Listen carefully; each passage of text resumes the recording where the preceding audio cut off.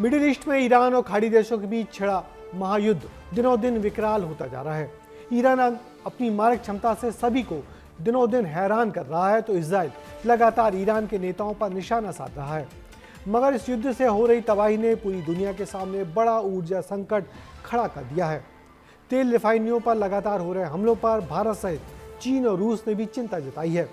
इस युद्ध के 21वें दिन क्या क्या हुआ और सीज फायर करवाने अब कौन सा देश कर रहा है पहल, हमारी इस रिपोर्ट में देखिए। I'm alive, and you're all witnesses. ये बयान है इजराइल के प्रधानमंत्री बेंजामिन नेतन्याहू के, जिन्होंने अपने जिंदा होने का सबूत देते हुए ये बयान दे दिया। उन्हें ये बयान देने की जरूरत इसलिए पड़ गई क्योंकि ईरान इजराइल युद्ध के दौरान उनके मारे जाने की खबरें सामने आ रही थी, जिसका उन्होंने खंडन किया। साथ ही उन्होंने जंग जीतने और ईरान के बर्बाद होने का भी दावा कर दिया। Now that I dispatched this piece of fake news, I want to give you an update on Operation Roaring Lion. Under President Trump's visionary leadership, America and Israel are acting together in Iran with great determination and unprecedented strength.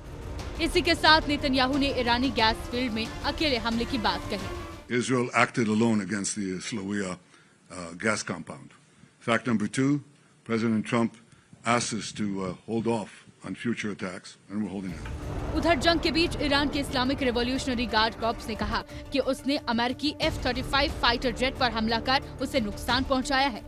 वहीं middle east में जारी युद्ध के बीच अब होर्मुज से गुजरने के लिए ईरान 18 करोड़ रुपए वसूल कर रहा है और ये दावा लॉयड्स लिस्ट की रिपोर्ट में किया गया है। रिपोर्ट में लिखा है कि ईरान ने अपने समुद्री क्षेत्र में एक सुरक्षित रास्ता बनाया है, जहां से केवल मंजूरी मिलने वाले जहाज गुजर सकते हैं। इसके बदले उनसे टैक्स लिया जा रहा है। अमेरिका ने जिस तरीके से बिना किसी ठोस बहाने के ईरान पर हमला किया, वो ये दर्शाता है कि अमेरिका विश्व में सारे संसाधनों पर, चाहे वो तेल का हो, चाहे वो यूरेनियम का हो, चाहे वो अन्य खनिज पदार्थों का हो, न सिर्फ उन पर कब्जा करना चाहता है, बल्कि हर मुल्क में, हर महाद्वीप में जहां वो चाहे वो अपनी मनचाही या कठपुतली सरकार को बिठाना चाहता है। रिपोर्ट्स के मुताबिक अब तक सभी देशों को मिलाकर 9 जहाज इस कॉरिडोर से गुजर चुके हैं। वहीं भारत के 22 जहाज होर्मुज और उसके आसपास के समुद्री इलाके में फंसे हुए हैं, जिसका असर भारत में देखने को मिल सकता है। दरअसल भारत दुनिया का दूसरा सबसे बड़ा LPG आयातक है।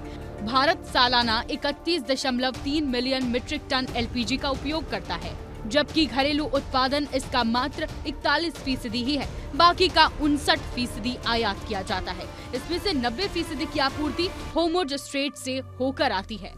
आंकड़े या संदर्भों के आधार पर यह कहना बड़ा मुश्किल होता है कि कोई जंग कब तक चलेगी, लेकिन ईरानी आवाम जिस तरह से एकजुट है और प्रथम और द्वितीय पंक्ति के समाप्त होने के बाद भी वो लड़ने का हौसला रखे हुए, उससे मुझे लगता है कि ये लड़ाई अभी और लंबी चलेगी और ये लड़ाई जितनी लंबी चलेगी दुनिया के लिए उतना ही नुकसानदेह, भयावह और दुर्भाग्यपूर्ण होगा। हालांकि LPG संकट तो केवल एक बड़े आर्थिक संकट की शुरुआत भर है। तेल की कीमतों में उछाल हो चुका है, गैस सिलेंडर महंगे हो चुके हैं।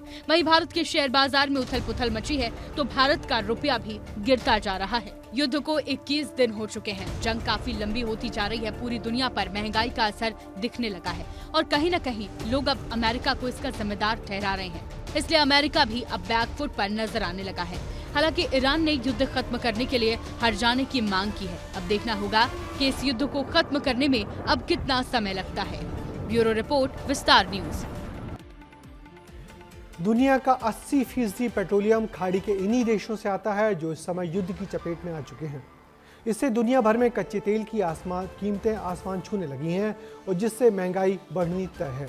और ये बढ़ती महंगाई अमेरिका और ट्रंप को भारी पड़ेगी। कल तक जिस रूस को अमेरिका अलग थलग कर रहा था, वही रूस इस पूरे युद्ध में अपना तेल बेचकर सबसे ज्यादा फायदे वाला देश बन गया है। अमेरिका को युद्ध के लिए अपनी संसद से भी पैसा मांगना पड़ रहा है, जिससे ट्रंप सरकार की हंसी उड़ रही है। फिलहाल इस महायुद्ध को रोकने के लिए चीन, रूस और भारत ने पहल की है। देखना है इन बड़े देशों की कोशिशें भला कब रंग ला पाती हैं।